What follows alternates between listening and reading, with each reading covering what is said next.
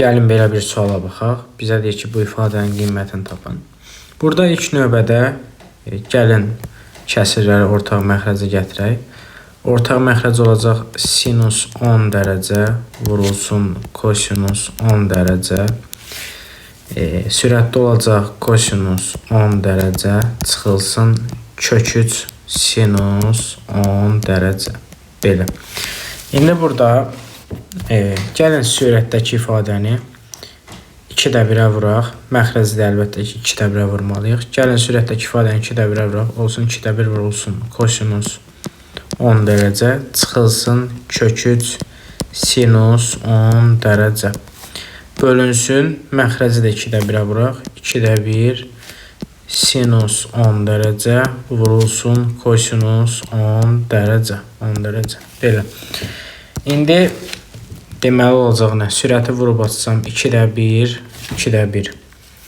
kosinus 10 dərəcə çıxılsın kök 3 bölünsün 2 sinus 10 dərəcə bölünsün məxrəcdə olacaq 2-1 sinus 10 dərəcə kosinus 10 dərəcə. Bax belə.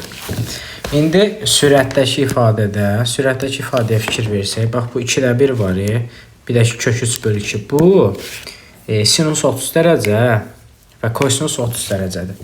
Burada 2-1-lərin yerinə 2-1 kök 3 bölü 2-nin yerinə yaza bilərəm ki, sinus 30 dərəcə kosinus 10 dərəcə çıxılsın. Burada indi kök 3 bölü 2-nin yerinə yazacağım ki, kosinus 30 dərəcə sinus 10 dərəcə bölünsün 2-1 sinus 10 dərəcə kosinus 10 dərəcə. Bax belə.